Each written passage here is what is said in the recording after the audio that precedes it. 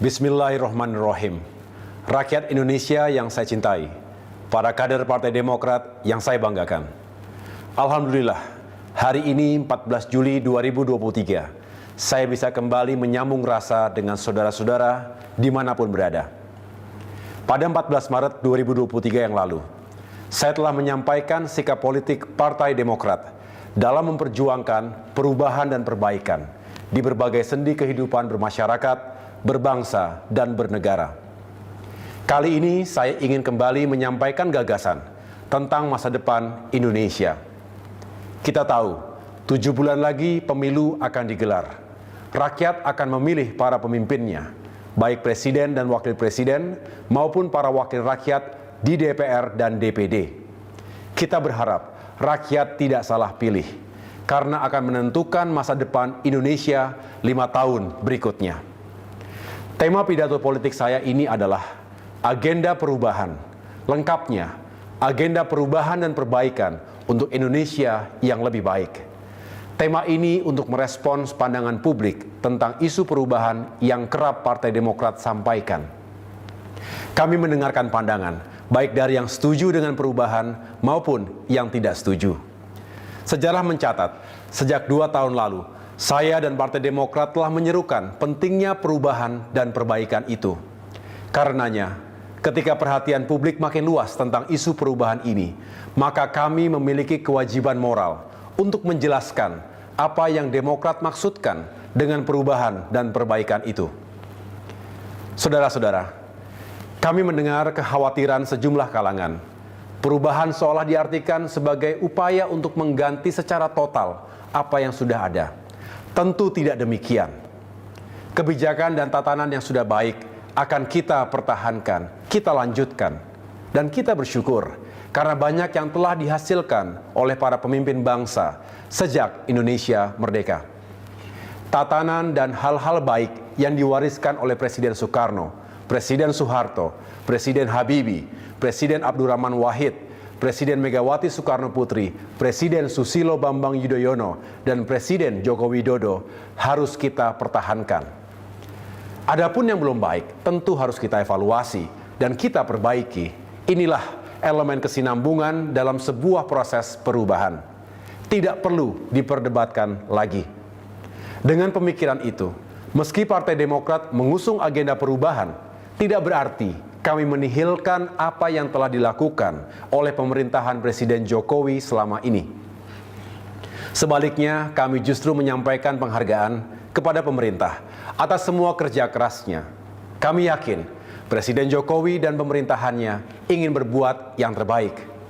Kami mendoakan kelak Presiden Jokowi bisa mengakhiri masa baktinya dengan baik.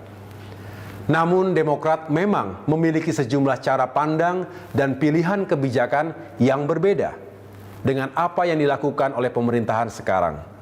Karenanya kami menawarkan pendekatan dan kebijakan yang berbeda kepada rakyat Indonesia yang kami pandang tepat untuk dijalankan pasca pemerintahan Presiden Jokowi mendatang.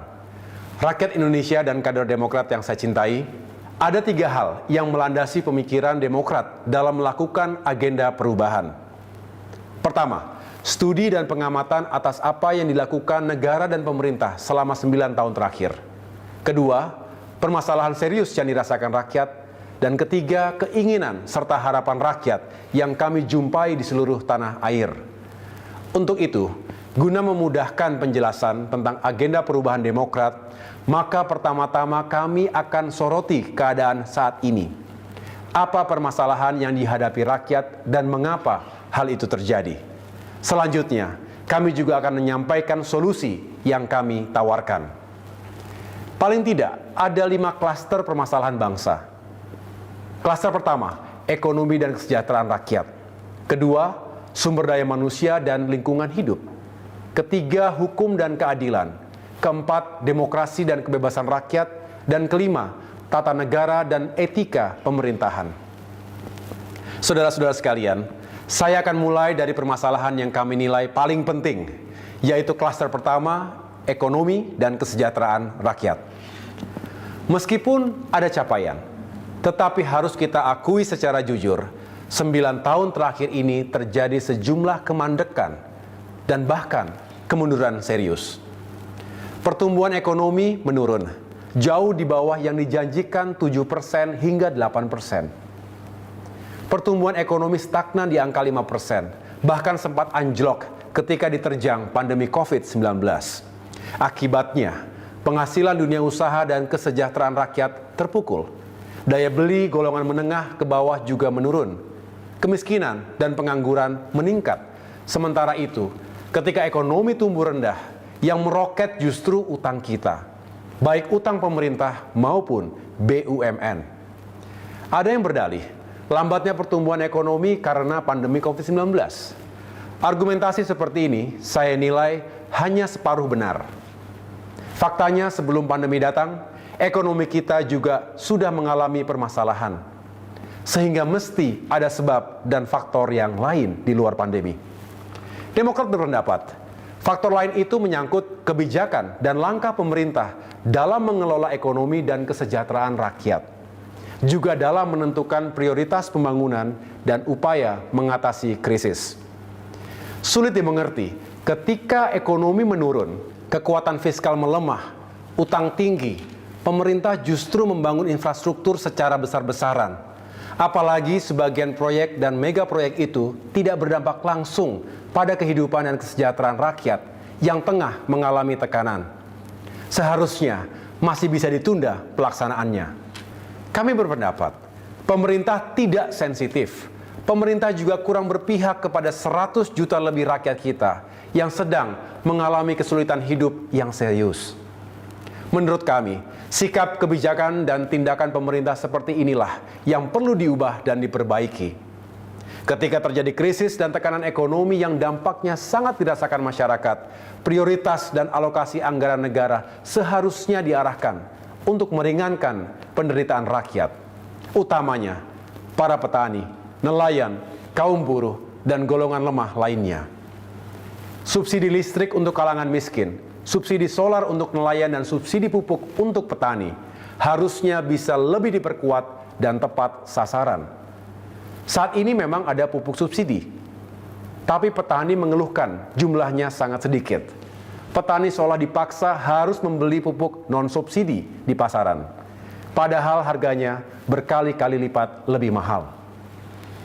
Kemudian harga jual hasil panen sering dipermainkan para tengkulak, juga dihancurkan oleh kebijakan impor di saat petani kita sedang panen raya. Banyak petani mengeluh, "Mas, kami sampun megap-megap." Di sisi lain, kesejahteraan abdi negara kurang diperhatikan. 9 tahun terakhir, gaji mereka hanya naik 2 kali dengan akumulasi kenaikan 11% saja. Mestinya gaji ASN, guru, tenaga kesehatan, TNI Polri, perangkat desa dan pensiunan dinaikkan setiap tahunnya. Karena jika dikaitkan inflasi, gaji mereka sebenarnya terus mengalami penurunan. Ini jelas tidak adil. Kebijakan ini mesti diubah dan diperbaiki. Kita juga harus memperhatikan nasib guru dan pegawai honorer. Secara bertahap, angkat mereka sebagai ASN dengan kebijakan yang tepat. Saudara-saudara, dengan anggaran yang cukup, kita dapat meningkatkan lapangan pekerjaan untuk rakyat, termasuk generasi muda dan kaum perempuan. Angka pengangguran harus diturunkan, cegah PHK besar-besaran, dan demi keadilan, kontrol dan batasi tenaga kerja asing.